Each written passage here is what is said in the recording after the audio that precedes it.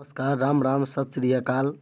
नमस्कार दोस्तों, जी के ट्रिक अड्डा चैनल पे आप सभी का बहुत बहुत स्वागत है। आज जो हमारा टॉपिक है वो है अप्रत्यक्ष कर के बारे में। अप्रत्यक्ष कर के बारे में समझते हैं, उसको हम याद करने का टेक्निक बताएंगे कि अप्रत्यक्ष कर के अंतर्गत में जो है सो कौन कौन कर आ गया। जैसे कि मनोरंजन कर हो गया, उत्पादन कर हो गया, सीमा शुल्क हो गया, या सेवा कर हो गया, बिक्री कर हो गया, स्टाम्प शुल्क हो गया। तो इसके बारे में जो है सो हम चर्चा करेंगे। तो चलिए हम समझते हैं सबसे पहले इस चीज़ के बारे में। चलिए देखते हैं। तो यहाँ पे हमारा ट्रिक है अप्रत्यक्ष कर के बारे में। अप्रत्यक्ष कर के बारे में जो ट्रिक है वो है मन उसी सीमा सेवा में बस। अप्रत्यक्ष कर जब भी आए ना तो आप अप्रत्यक्ष रूप से, इनडायरेक्ट रूप से आप ये सोचिए कि हमको सेवा करना है। किसका? सीमा पर सेवा करना है। मन उसी सीमा सेवा में जाके बस। तो ये देख लीजिए, मौ से क्या हो गया? मौ से हो गया मनोरंजन। मौ से आपका क्या हो जाता है? मनोरंजन हो जाता है। मन तो मन से मन से मनोरंजन। उसके बाद देखेंगे उसी, तो इससे आ जाइए उत्पादन। उत्पादन मन उसी, तो मन उसी, उसके बाद उत्पादन हो गया। उसके बाद सीमा, सीमा से तो क्लियर है, सीमा शुल्क। सीमा शुल्क। सेवा से तो सब लोग जानते हैं कि सेवा कर होता है। सेवा कर होता है। उसके बाद में का मतलब नहीं कुछ है, यहाँ पे में साइलेंटे है। उसके बाद बस में जो है सो दो गो चीज़ है। बस में एगो ब से जो है सो बिक्री कर, इससे हो गया बिक्री कर, और 100 से हो गया स्टाम्प शुल्क। 100 से हो जाएगा स्टाम्प शुल्क। तो मेरा अप्रत्यक्ष रूप से कहने का मतलब यही है कि मन उसी सीमा सेवा में बस। अरे मेरे मन, चले जाओ उसी सीमा सेवा में और बस जाना। मन, मेरा मन तो मन माने मनोरंजन, उसी सीमा सेवा में। तो उसी सीमा सेवा में तो हो जाएगा आपका उत्पादन कर। उसे हो जाएगा आपका उत्पादन कर। उसी सीमा सेवा में तो उसे क्या हो जाएगा? उत्पादन कर।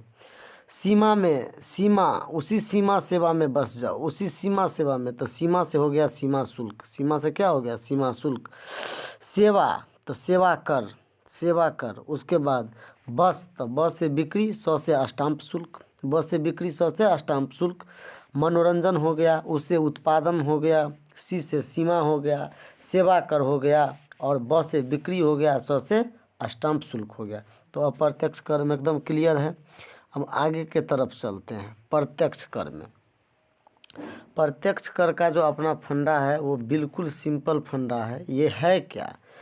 देखिए, सिंपल सा समझना है कि जब भी इंसान का मृत्यु आता है ना, तो धन हो, संपत्ति हो, कृषि हो, व्यवसाय हो, जमीन हो, भूमि, उसके बाद पूंजीपति हो, उसके बाद निगम हो, ये आदमी सब क्या करता है? यहीं पे छोड़ के चल जाता है। मतलब सबको क्या कर देता है? हार के चला जाता है। अब हम आपको इसका मतलब समझाते हैं। यहाँ पे लिखे ना कुछ नहीं है। मृत्यु आएगी तो मृत्यु हो गया, मृत्यु कर। उसके बाद जो है आएगी तो आयकर हो गया। आएगी तो आयकर हो गया। आज भी क्वेश्चन आया हुआ था कि आयकर जो है सो कौन तरह का कर है? तो आयकर अप्रत्यक्ष कर है।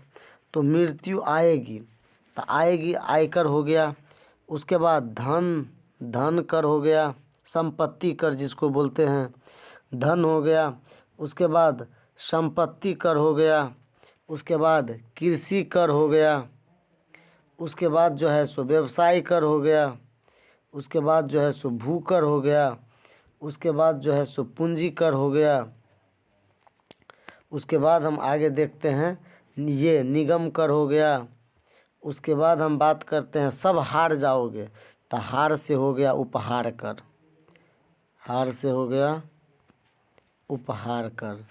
तो ये सब के सब जो है ना वो कौन चीज़ में आ जाएगा। अब भू से एक छूट गया, भू से हो जाएगा भू राजस्व कर, भू कर बोलिए या भू राजस्व बोलिए, दोनों सेम बात है। तो कहने का मतलब है मृत्यु जब आता है तो धन, संपत्ति, कृषि, व्यवसाय, भू राजस्व यानी कि भूमि, पूंजी सब जो है, उसके बाद निगम और उपहार सब कहाँ चला जाता है, मटिया मेट हो जाता है, मिट्टी में मिल जाता है। बस सब क्या करोगे, हार जाओगे। तो यही ट्रिक था कौन चीज़ का, प्रत्यक्ष जो है अपना कर है उसका, ये क्या था, ट्रिक था।